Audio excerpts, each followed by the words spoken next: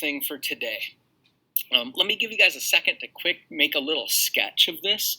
And so what you want to do is draw a pressure versus volume graph. So I'm talking slow here so you get a chance to draw it. Down here, just put 3 notches on the pressure. For now, it's not going to matter what the units are. We're just going to need to know whether the pressure goes up or down. So just make 3 little notches. And then on the volume, same thing, just make 3 little notches. We just need to know whether the volume went up or down. And what we're going to do is show the gas going through a little cycle. So there's going to be process 1 where it does this, process 2 where it does this, and process 3 where it does this. So just take a second and draw this graph out.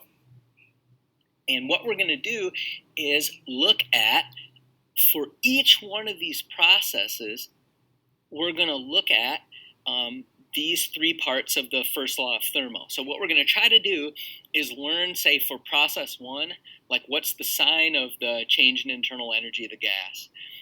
What's the sign of heat flow, whether heat flowed in or out? And what's the sign of the work on the system, whether work was done on the gas or by the gas? So the thing to remember with this, with looking at the signs, is you want to figure out, to get the sign of the change in energy, really you're just looking at whether the temperature went up or down. And a thing to remember is if PV is big, then the temperature is big. So for example, what we'll get to see in a moment here is on process 1, since the product of pressure and volume goes up, right? Pressure here would be like 3 units and volume is 3 units. So 3 times 3 would be like 9 here. But pressure and volume, it would be 3 times 1 when you're here. So the product of pressure and volume is simply bigger when you're here. So what we'll see in a moment is the change in internal energy is going to be positive because the temperature went up on process 1. So we'll see that. We'll talk more about that in a moment. As far as heat flow, you just need to know whether heat flowed in or out. So if heat flowed in, then the Q in is positive. If the heat flowed out, then the Q in is negative because it went out. And then finally, for the work done.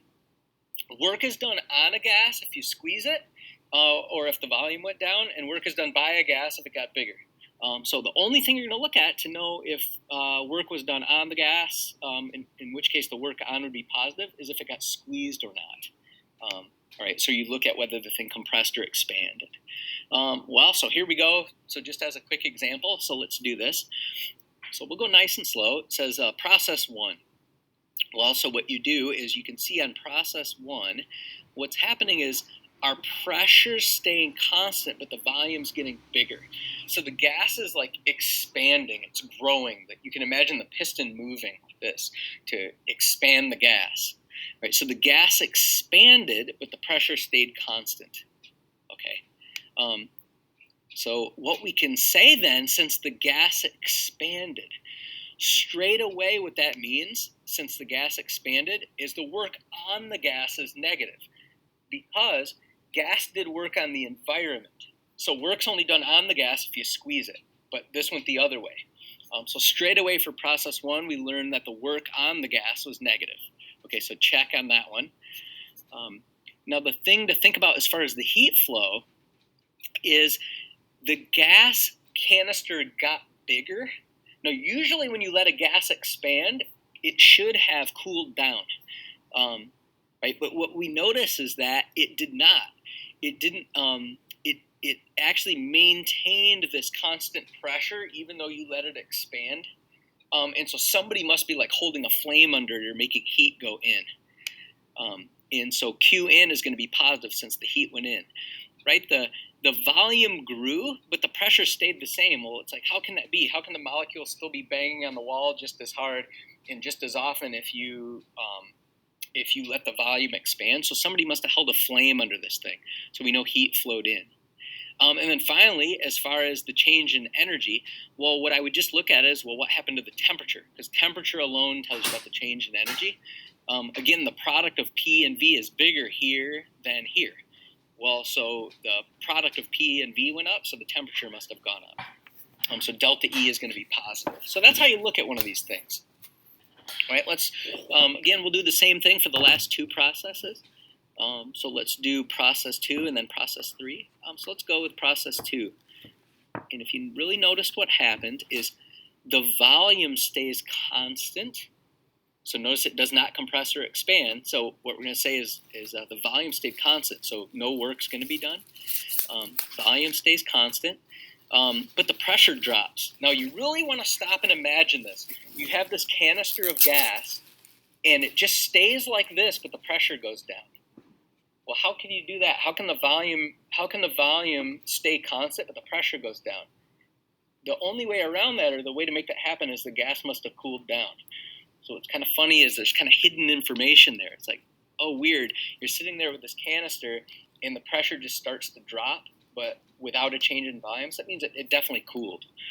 So on process 2, just a couple things we can jot down. The gas cooled at constant volume, right? Notice the volume did not change. Well, so what does that mean? Well, since it's constant volume, there was no expansion or compression, so there's no work. The work on the gas is 0, because the only way to do work on the gas is to squeeze it. So work on the gas is 0. Now let's talk about heat flow. Well, the gas cooled down. The pressure dropped while we were at constant volume. Well, so heat must have left. That's the only way around it. And so the Q in is going to be negative. Since heat left the system. And, well, since there was no work done, but yet the heat left the system, so you can say, okay, the work on was 0, but the heat flow was negative, so you have negative thing plus 0 is going to give you a negative thing. And so what that means is the change in internal energy of the gas is going to be negative. Another way to see this is the product of P and V went down. So that's another way to do it. Finally, let's do process 3. Only thing there's kind of a lot changing on process 3. One thing, though, I can say right away is it was definitely compressed. The volume reduced. It had a big volume, and now it's got a small volume. So we definitely compressed it. So the gas was compressed. So work was done on the gas. We know that right away. So we squeezed it. Now, to learn about temperature, again, I mentioned you can look at the product of P and V. Well, here you have kind of V being 3 units and P being 1 unit. So the product of P and V would be kind of like 3 times 1. So product of P and V is like 3 here. But the same is true here. Here the pressure's 3 units, but the volume's only 1. So 3 times 1 will also give you 3 units. So the product of P and V actually stays the same. That means our temperature stayed the same. So the funny thing is, you notice here we squeezed it, but the temperature stayed the same. Now, normally when you squeeze it, normally that makes temperature go up, but it did not. So that means when you squeezed it, some heat must have left. So that's why we'll say on this one, the Q in is negative. You squeezed it, but it didn't get hotter. So heat must have left. So Q in is negative. And then for reasons I talked about a moment ago, it has the same product of pressure and volume. So it's got the same temperature. Right? So one little thing for you all to play with, that is how you read gas cycles. What I want to have you guys do, similar process. Here's another little gas cycle. Let me move me out of the way. Here's another little gas cycle where it goes A, B, C, D, A. And so what I want you guys to do is look at these 4 processes, A to B, B to C, C to D, D to A, and try to figure out the signs of all these things.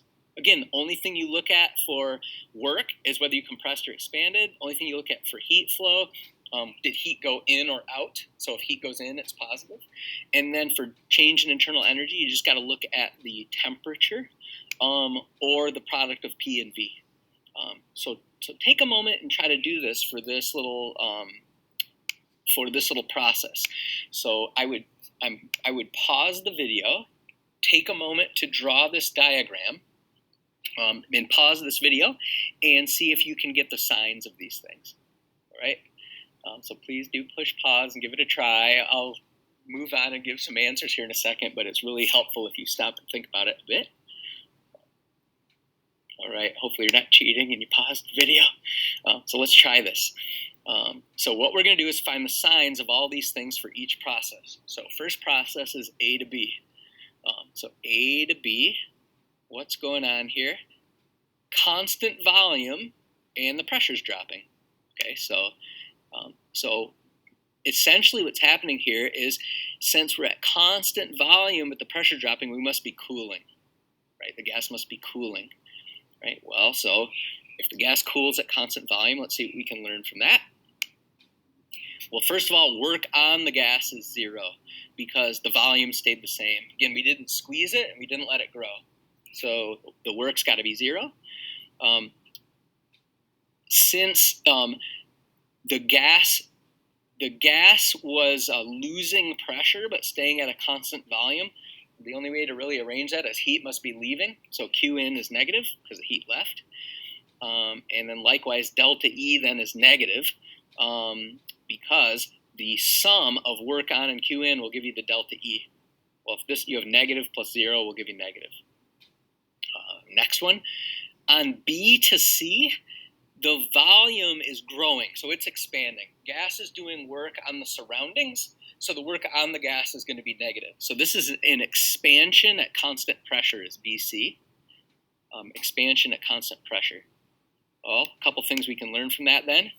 As I mentioned, work on the gas is negative because it's growing against the environment.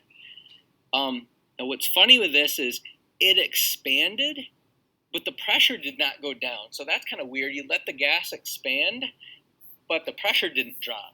Well, that means somebody's holding a flame under it or something. So the heat flow in is positive.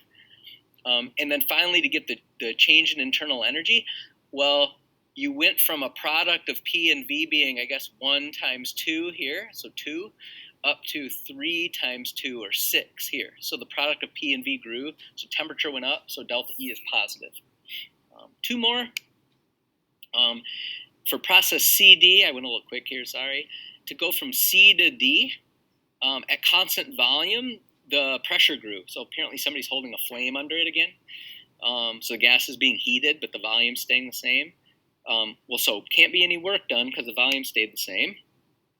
Somebody's holding a flame under it, so the heat flow in is positive. Well, then the sum of these two, work on plus Q in, will give you the delta E, which then must be positive. And then last one on D to A, we are squeezing it apparently because we had a big volume and now we got a little volume. Oh, okay, so we squeezed it. So that's definitely work on the gas. So gas is being compressed at constant pressure. So we're squeezing it, so work on is going to be positive. But oddly enough, when you squeezed it, the pressure didn't go up. Well, that means heat's got to be leaving. Gas must be cooling down. That's the only way around it. So that's why it's the case that, okay, we squeezed it, so the work on is positive. The pressure did not climb, though, so heat must have left. So Q in is negative. And then delta E can be a little tricky because, right, the sum of these two, positive plus negative, you just got to know kind of who wins. But the easiest way to get delta E is look purely at the temperature, or the product of PV. So we went from a product of PV being, 3 times 3 or 9 here, to 1 times 3, or to 1 times 3, which is 3 here.